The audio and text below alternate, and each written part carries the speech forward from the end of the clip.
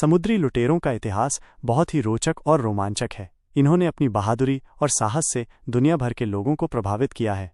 समुद्री लुटेरे वे लोग होते थे जो जहाज़ों पर हमला करके उन्हें लूट लेते थे। वे अक्सर व्यापारी जहाज़ों को निशाना बनाते थे और उनसे सोना, चांदी और अन्य कीमती सामान लूट लेते थे। कुछ समुद्री लुटेरे तो इतने कुख्यात थे कि उन्होंने शहरों पर भी हमले किए और उन्हें लूट लिया। समुद्री लुटेरों का एक लंबा इतिहास रहा है। सबसे पहले समुद्री लुटेरे प्राचीन काल में पाए गए थे। उस समय वे छोटे छोटे जहाज़ों में यात्रा करते थे और तटीय क्षेत्रों में जहाज़ों पर हमला करते थे। मध्य युग में समुद्री डकैती एक बड़े पैमाने पर उद्योग बन गया। कई समुद्री लुटेरे संगठित होकर बड़े बड़े जहाज़ों में यात्रा करते थे और दूर दूर तक जहाज़ों पर हमले करते थे।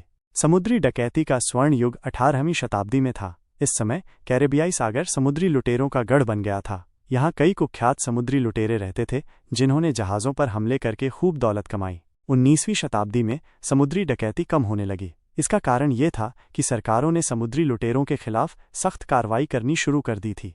आजकल समुद्री डकैती दुनिया के कुछ हिस्सों में अभी भी मौजूद है, लेकिन ये पहले की तुलना में बहुत कम है। समुद्री लुटेरों के बारे में कई कहानियां और किंवदंतियां हैं। उन्हें अक्सर साहसी, निडर और रोमांचक व्यक्ति के रूप में चित्रित किया जाता है। हालांकि ये भी सच है कि वे क्रूर और निर्दयी भी थे।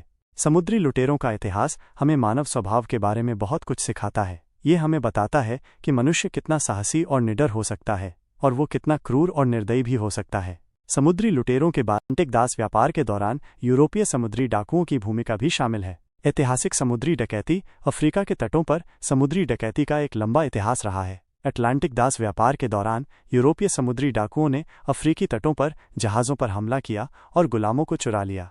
अटलांटिक दास व्यापार अटलांटिक दास व्यापार एक क्रूर और अमानवीय व्यापार था जिसमें लाखों अफ्रीकियों को जबरदस्ती उनके घरों से निकालकर अमेरिका में गुलाम के रूप में काम करने के लिए ले जाया गया था। ये व्यापार 16वीं शताब्दी से 19वीं शताब्दी तक चला और इसमें यूरोप, अफ्रीका और अमेरिका के व्यापारी शामिल थे।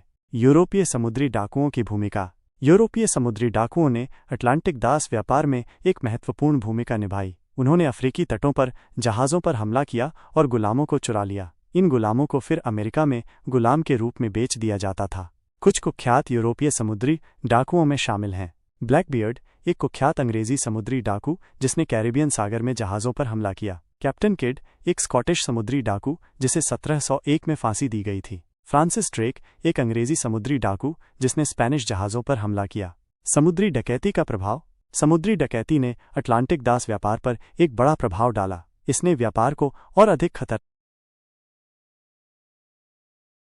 कुछ व्यापारियों को व्यापार में भाग लेने से हतोत्साहित किया गया। समुद्री डकैती ने दास व्यापार की क्रूरता के बारे में जागरूकता बढ़ाने में भी मदद की, जिसके कारण अंततः इसका उन्मूलन हुआ। निष्कर्ष अफ्रीका के तटों पर समुद्री डकैती का एक लंबा और जटिल इतिहास रहा है। अटलांटिक दास व्यापार के दौरान यूरोपीय समुद्री डाकुओं ने हजारों अफ्रीकियों को गुलाम बनाने में महत्वपूर्ण भूमिका निभाई। समुद्री डकैती ने दास व्यापार पर एक बड़ा प्रभाव डाला और इसके उन्मूलन में योगदान दिया।